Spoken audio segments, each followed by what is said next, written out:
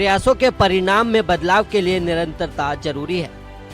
Non stop काम की ये भावना हरियाणा में बड़े बदलाव को साकार कर पाई है। हरियाणा में किसानों के लिए पराली प्रबंधन की एक बड़ी समस्या लगभग खत्म हो चुकी है।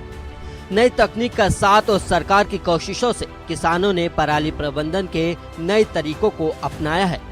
किसानों के सहयोग और सरकार की नीतियों की साझेदारी ने हरियाणा को पराली के धुएं से मुक्त कर दिया। अब हरियाणा के अधिकांश किसान पराली को जलाने के बजाय उन्हें उपयोगी आय का साधन बना रहे हैं। यानी जो पराली कभी बोझ थी, वो पराली अब बड़े बड़े ऊर्जा संयंत्रों और ईंट भट्टों में इस्तेमाल की जाती है। वेस्ट मैनेजमेंट के बेहतर प्रबंधन ने हरियाणा के लिए नए रास्तों को खोला है। अब पराली के सही इस्तेमाल ने पराली के निपटारे को आसान और उपयोगी कर दिया है। इस सफलता को हासिल करने के लिए सरकार ने किसानों को जागरूक करने के साथ ही अनेकों उपाय भी किए हैं। प्रबंधन सही, प्रदूषण नहीं। फसल अवशेष प्रबंधन मशीनरी का बड़े पैमाने पर उपयोग। 8 सालों में 1 लाख से अधिक मशीनें उपलब्ध कराई गई।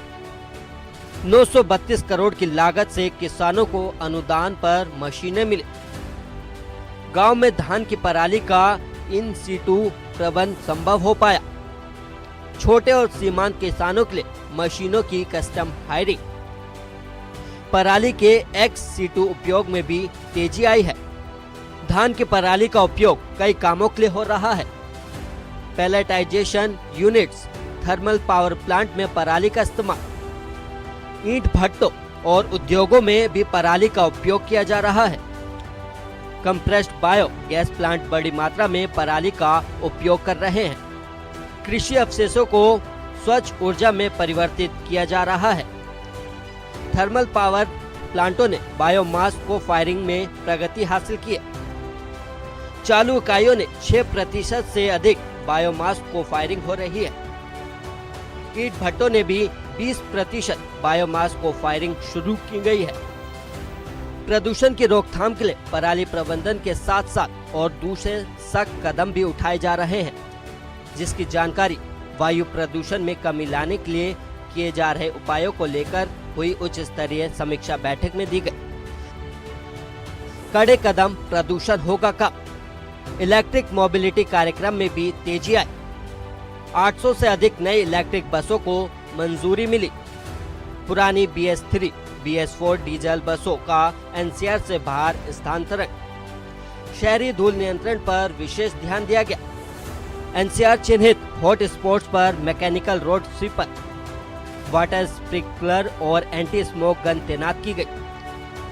हरित आवरण बढ़ाने के लिए कार्य योजनाएं भी भेजी गई। वायु गुणवत्ता प्रबंधन आयोग को कार्य योजना भेजी गई। वही हरियाणा के कचरे प्रबंधन के लिए आधुनिक तकनीकों का इस्तेमाल हो रहा है। दिसंबर 2025 तक नगर पालिकाओं के 14 लाख मीट्रिक टन से अधिक पुराने ठोस कचरे का निपटारा करने का काम हो रहा है। वहीं गुरुग्राम में ये लक्ष्य साल 2028 तक निर्धारित किया गया है। गुरुग्राम और फरीदाबाद के लिए प्रस्तावित नए वेस्ट टू फ्यूल संयंत्रों से प्रोसेसिंग क्षमता की कमी पूरी होगी।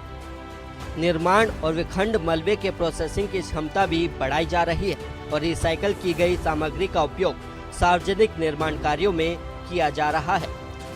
इन सभी प्रयासों के साथ सरकार आम लोगों को स्वस्थ और बेहतर जीवन देना चाहती है, जिससे लोगों को अपनी सेहत की चिंता न रहे, शहरों की सुंदरता भी प्रदूषण से धूमिल न हो। इसी के साथ हरियाणा डायरी में फिलहाल के लिए इतना ही। तमाम देश और दुनिया की बड़ी खबरों के लिए आप देखते रहिए इंडिया न्यूज हरियाणा। राम राम।